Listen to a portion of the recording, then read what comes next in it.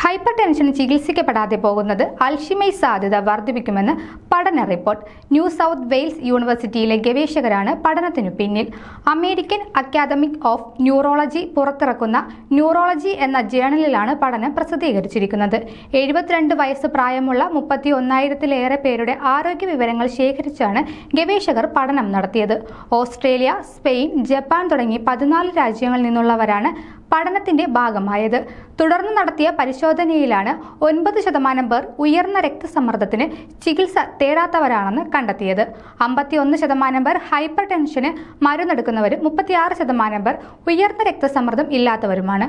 ആഗോളതലത്തിൽ 46% പേരും തങ്ങൾക്ക് ഹൈപ്പർ ടെൻഷൻ ഉണ്ടെന്ന് തിരിച്ചറിയാത്തവരാണെന്ന് ഗവേഷകർ പറയുന്നു.